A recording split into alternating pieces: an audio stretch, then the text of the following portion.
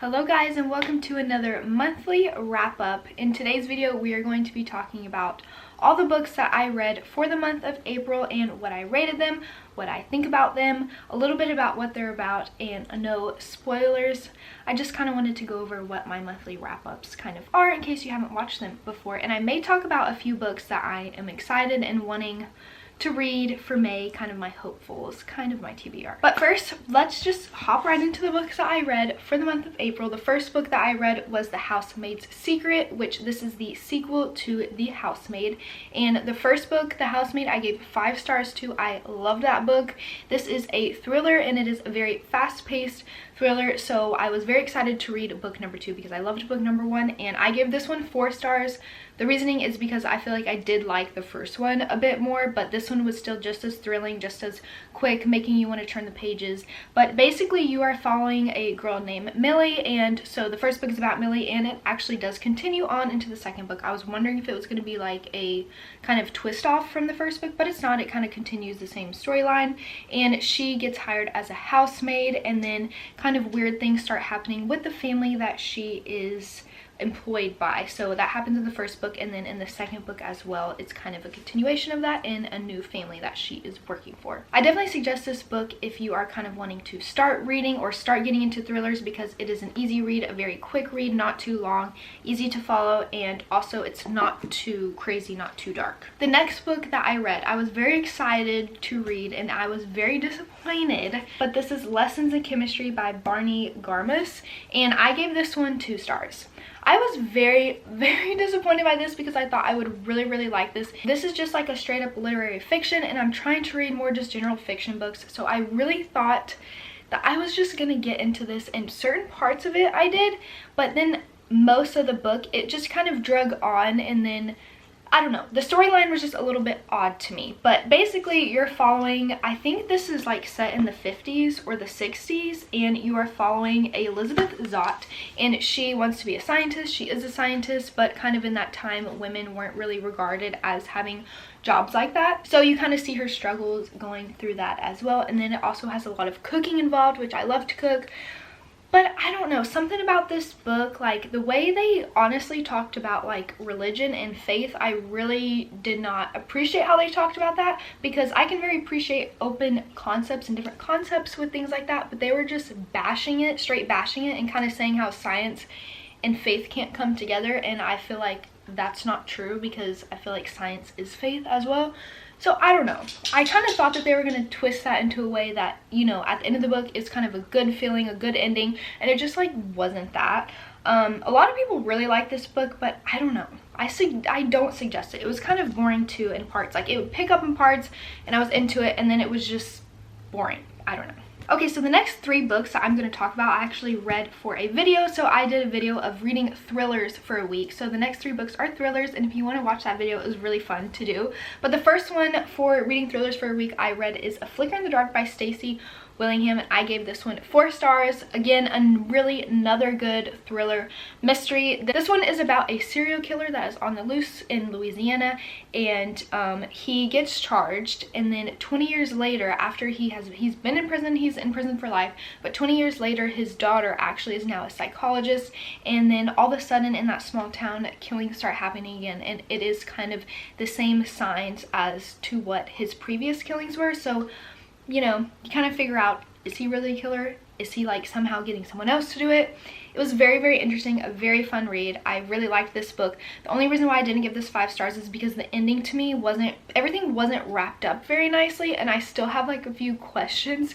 So that's why, you know, I didn't want to give it 5 stars. And in thrillers, you really have to wrap it up nice, and everything has to, you know, come together and make sense. And that one just felt a little bit flat on that aspect, but I definitely suggest that one. That one was really good too. This next book was another huge disappointment for me, because it was my first Stephen King book, and this one is called Billy Summers, and this is a newer one. I think it was in 2021 that this came out, and I gave this one 2 stars. This book drug on. I think this was over 500 pages, yeah, or right at 500 pages, and this one just drug on. Like the whole main plot didn't even start happening till like 200 or 250 pages in, and then the plot like totally spinned off into a whole nother storyline. Again, if you want to watch my reading thrillers for a week, I go into more depth, so I won't go much more into it. But I am excited to read more Stephen King, and you'll see that I might show a book that I want to read by him soon.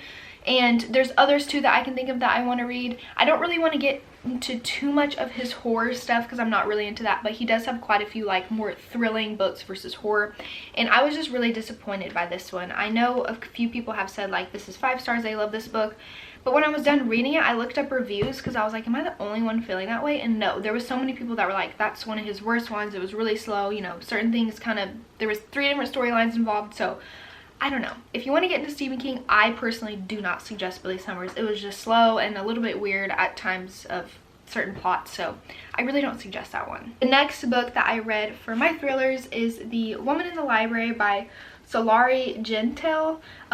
This one I gave another 2 stars. Again, this is another disappointment because I loved this cover and I loved the concept of the book. So the concept of the book is that there is these group of people in the reading room in the Boston Public Library, and then all of a sudden they hear like this screeching scream, a woman screaming like she's dying.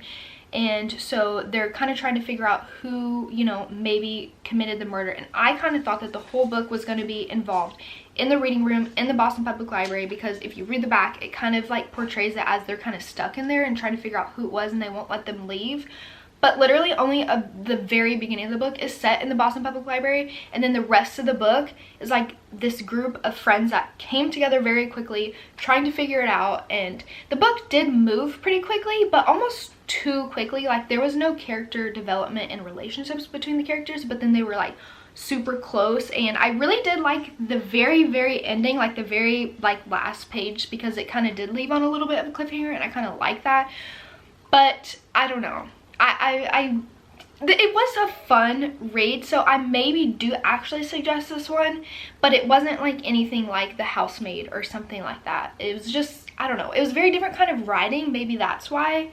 It just wasn't developed super well. It kind of was just very much plot based, I guess, which usually I like that, but I don't know, I need some character development in there for me to like feel attached. But yeah, I really wish the whole setting was in the Boston Public Library and like them stuck in there, because I feel like that would have been, that's kind of what it portrays as on the back, and it wasn't that. So the last book that I read for the month of April, and this was my favorite read of the whole month, is One True Loves by Taylor Jenkins Reid. So after reading those thrillers, I really needed a romance book, and this one just really hit the spot. I gave this one 4.5 stars. The reason I didn't give it 5 is because I read Daisy Jones and the Six by Taylor Jenkins Reid, and that was a 5 stars like by far. And so I was like, I didn't quite get the same feeling with this book. And maybe because, well, Daisy Jones and the Six can be seen as like part romance too, but I would call that like general fiction or historical fiction. This one I would strictly say is like romance. But I loved this book so much. This book really made me feel things. This one is about Emma, and she is newly married. Her and her husband have been married for a year, and then he goes on a trip and he's in a helicopter, and his helicopter crashes and he goes missing, and it's years later and they actually pronounce him dead. And so she is going through the grief of that, and that is the part that really got me. Like the way Taylor Jenkins Reid wrote the grief, I could just like imagine that. I've never had to go through that, but it really made me feel the feels. Then she ends up finally opening up her heart again, and she has a long-time friend, and she ends up actually getting with him, and they get engaged. And then all of a sudden her husband literally is not missing anymore. He turns up, he calls her, he's like, I'm coming home. And so the whole book is kind of her trying to figure out how to navigate that, who she's going to choose, having to handle going through grief, and now he's back alive again, and then having to handle a different kind of grief by letting one of them go and choosing one of them. So that's why it's called One True Loves, plural. I really like this book. I like how it ended. I like how she wrote it. It was very realistic, in my opinion, to how like maybe this crazy situation would happen. I definitely suggest this book. And again, this is kind of a shocker because most Taylor Jenkins Reid books that I have read, I have not been a fan of. But now after reading Daisy Jones and the Six and this one, I think I might read most of, if not all of her books, just to see, you know, give them all a chance, because they're either a really big hit for me or a really big miss. So I guess they're worth reading. So those are all the books that I read for the month of April, and now I'm going to talk about a few books that I'm just excited to read for the month of May. Okay, so the first book that I know I'm gonna read, I don't know about right away, but definitely this is happening in the month of May, is Once Upon a Broken Heart by Stephanie Garber. A few of my cousins and I have started a little book club, and we are going to read this book for the month of May, and I'm very, very excited. I honestly don't really know too much of what this is about, other than it's kind of like a fairy tale fantasy, and I actually don't want to know too much. Sometimes I don't want to know much about a book when I go into it, but I have heard such great things, and there is a second book out right now, and then I think the third and final book, if I'm not mistaken, is coming out later this year, like September, October.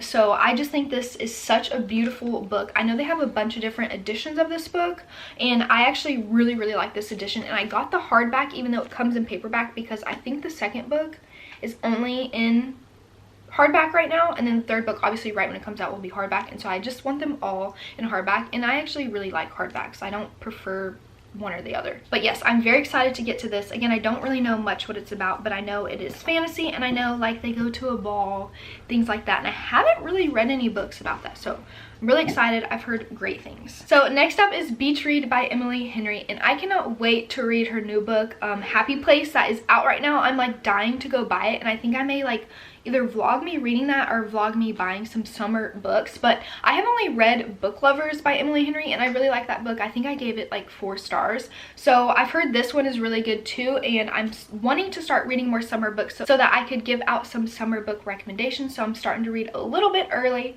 but I am excited to get to this one. I kind of want to read this one before I read Happy Place so that I can just get a little bit more of Emily Henry under my belt before I start her new book, which I heard is just like soul crushingly amazing. Another kind of a sad romance book that I want to get to is Archer's Voice. I've had this for a little while now, and I just haven't got around to it, but I am very excited to read this. I believe that the main male character is deaf. Again, I don't know a lot about this, and I don't want to know that much about it, so if I ever don't explain something well or you want to know more about a book, just look up the synopsis. But sometimes, again, I don't like to know too much going into it.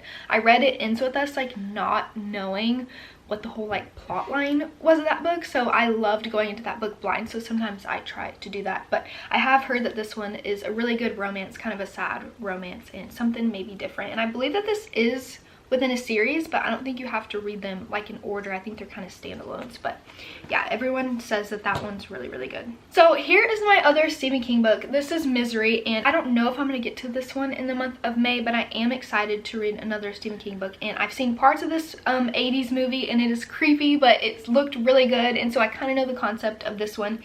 This one is about, I think he's like a actor or a famous singer or something like that, and he actually crashes his car, and then it's kind of in the middle of nowhere, and this lady finds him, and she keeps him kind of holed up in her house because she's like crazy obsessed with him. So I just think that's kind of a really interesting concept, and this cover is super cool, and hopefully I can get to that soon. But that one's kind of low on my list for the month of May, but I am excited to read another Stephen King book. Let me know if you have a favorite Stephen King book, but like I said, I'm really not into like horror, more of those thrilling kind of mystery books. And I know Misery is probably going to be kind of gory. I can handle a little bit of gore, but when it starts getting really, really scary, like, I don't think so.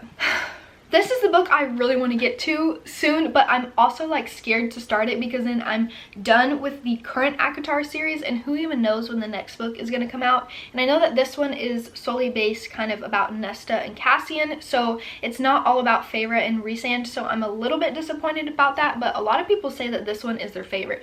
But this is gigantic, so I don't know. Again, I'm kind of scared to get to this one, but I am dying to get to it at the same time, but I don't know.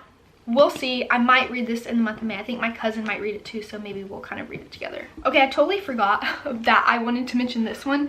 I actually already started like making key tabs for annotating it, but this is Daisy Hates by Jessa Hastings, and in my last monthly wrap-up, I think it was last month, I read Magnolia Parks, and I liked it a lot, but it's not the easiest read in the sense of like content.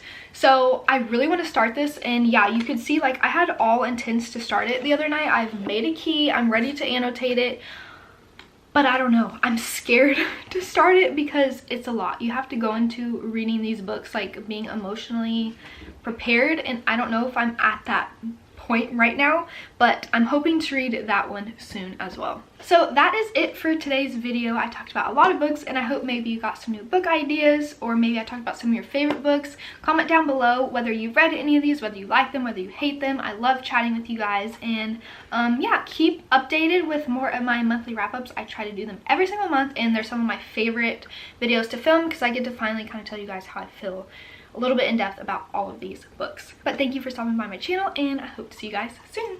Bye.